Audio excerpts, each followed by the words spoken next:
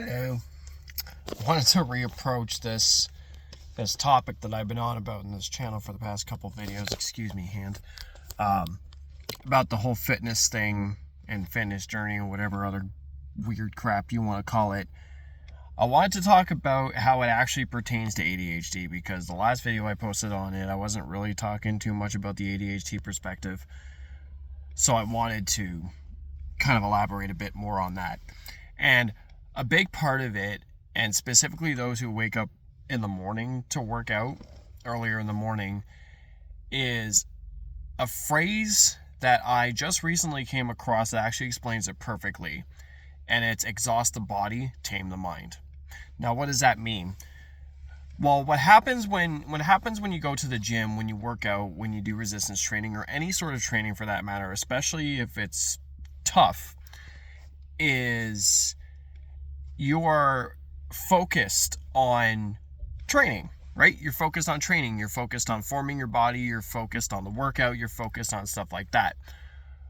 And when you're focused on that, be it, DOMS, delayed onset muscle soreness, or just the muscle fatigue itself, you are so focused on that your brain doesn't really go anywhere else. And for someone like myself who is addicted to fitness, I've fallen off, gotten back on, fallen off, gotten back on. I think it's great therapy. There's a lot of people who do vouch for it. I can't name any names off the top of my head, but there are a lot of people who do vouch for it.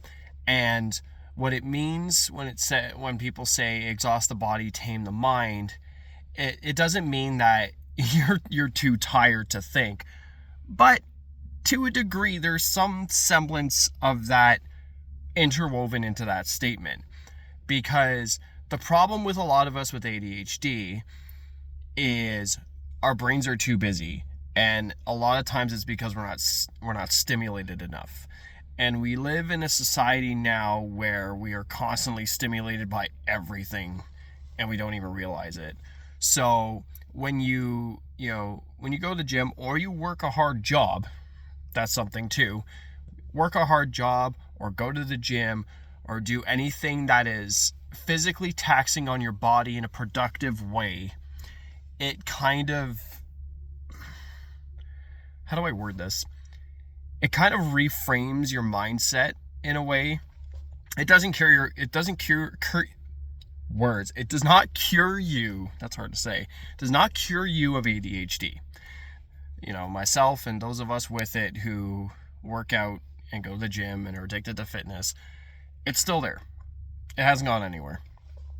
But it kind of reframes the mind to deal with it better, if that makes sense. There's science behind it that say, it builds new capillaries and it helps your prefrontal cortex and your amygdala and all that kind of stuff. I'm not here to talk science jargon. I'm just here to share personal experience. And from my personal experience, getting up in the morning, like 6 a.m, and going to the gym before going to work, it has instilled a sense of accomplishment. And that's another thing that people with ADHD struggle with, is a sense of accomplishment, because we constantly feel like we're not doing enough, or if we start a project, we never finish it, or we move on to something else. So there's a constant feeling of chasing that accomplishment, but never actually achieving it. You know what I'm saying? So when you can set a healthy morning routine like that for yourself, it helps. It does wonders for that sense of accomplishment. It builds a routine. It builds stability. And that's another thing people with ADHD struggle with as well, is routine and stability, because we're constantly seeking dopamine and serotonin and all that stuff, right? So that's kind of where the two intertwine, in my opinion. Like, I get up at 6 a.m. I make a point to be in bed by 11. And I try to at least get 7 hours, because some nights we don't get home till 9, 10 p.m. and it's hard to, right? So what I do is I get up at 6 a.m. I have about 10 to 20 minutes of letting my body wake up, having some sort of breakfast, like some carbs, like a banana, granola bar, something easy, because there's other people in the house sleeping. I don't want to wake them with the sound of frying pans and clanging stuff potentially. So, and then I'm at the gym by about 6:45. I'll have like an energy drink, I'll have my water, stuff like that. And then once I'm there, I am locked in. And that's another thing too. I've tried the home gym thing. I still have it all set up. I still use it once in a while. But when it comes to the gym, it really helps to have somewhere to go. Like for myself, going to the gym helps tremendously because you're there, you're locked in, you're focused on what you're doing. That's what you're there for.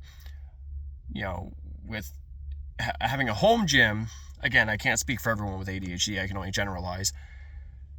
With having a home gym, you are easily distracted because, you say you're married, right? Your wife's there, you have your pets, you have video games, you have hobbies, you have chores that need to be done.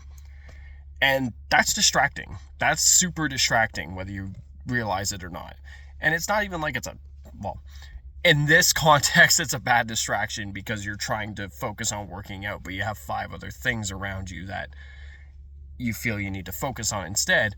So when you go to the gym, that's it. You're there for that reason. And you can lock in.